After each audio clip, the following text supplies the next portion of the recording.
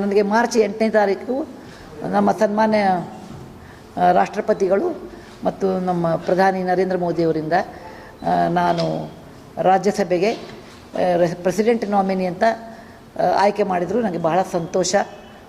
ಕನ್ನಡತಿಯಾಗಿ ಮತ್ತು ನಾನು ನಮ್ಮ ಪೂರ್ವಜರು ವಿಜಾಪುರ ಜಿಲ್ಲೆಯವರಾಗಿ ನನಗೆ ಇಲ್ಲಿ ಬರಲಿಕ್ಕೆ ಬಹಳ ಸಂತೋಷ ಅನ್ನಿಸ್ತದೆ.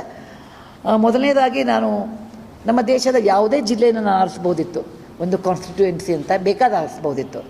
ಆದರೆ ನಾನು ಕರ್ನಾಟಕನೇ ಆರಿಸಿದೆ, ಯಾಕಂದರೆ ನಾನು ಕನ್ನಡ ಭಾಷೆಯವಳಿದ್ದೀನಿ. ನನ್ನ ಭಾಷೆಯ ಬಗ್ಗೆ ನನಗೆ ಬಹಳ ಹೆಮ್ಮೆ ಅಭಿಮಾನ ಇದೆ.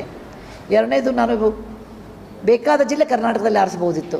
ನನಗೆ ತುಂಬ ಹತ್ತಿರವಾದ ಜಿಲ್ಲೆನೂ ನಾನು ಆರಿಸ್ಬೋದಿತ್ತು. ಆದರೆ ನಾನು ಕರ್ನಾಟಕದ ದೂರವಾಗಿರುವ ಈ ವಿಜಾಪುರವನ್ನು ಆರಿಸಿರೋದು ಒಂದು ಭಾವನಾತ್ಮಕ ಸಂಬಂಧದಿಂದ. ಯಾಕೆಂದರೆ ನಮ್ಮ ಹಿರಿಯರು ಜಮಖಂಡಿ ತಾಲೂಕಿನ ಅವಿಭಕ್ತ ವಿಜಾಪುರ ಜಿಲ್ಲೆಯ ಜಮಖಂಡಿ ತಾಲೂಕಿನ ಸಾವಳಗಿ ಗ್ರಾಮದ ಕುಲಕರ್ಣಿಯವರು ನಾವು. ಮತ್ತು ನನಗೆ ವಿಶೇಷವಾದ ಪ್ರೀತಿ ಇದೆ ಬಿಜಾಪುರದ ಮೇಲೆ, ವಿಜಯಪುರದ ಮೇಲೆ. ಬಾಲ್ಯದಲ್ಲಿ ಅನೇಕ ಸಾರಿ ಬಂದು ಹೋಗಿದ್ದೀನಿ. ನನ್ನ ಕೈಲೇ ಆದಷ್ಟು ಸಹಾಯ ನಮ್ಮ ಜಿಲ್ಲೆಗೆ ಮಾಡಬೇಕು ಅಂತ ಒಂದೇ ಒಂದು ಉದ್ದೇಶದಿಂದ ನಾನು ಇದನ್ನು ಆಯ್ಕೆ ಮಾಡ್ಕೊಂಡಿದ್ದೀನಿ.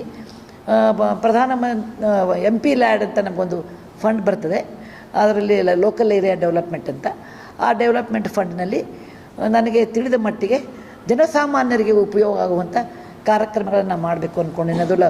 ಅದು ಗ್ರಂಥಾಲಯವೇ ಇರ್ಬೋದು, ಸ್ಟೇಡಿಯಮ್ಮೇ ಇರ್ಬೋದು, ಆಸ್ಪತ್ರೆಯಲ್ಲಿ ಧರ್ಮಶಾಲೆ ಇರ್ಬೋದು, ಮತ್ತೇನಾದರೂ ಇರ್ಬೋದು.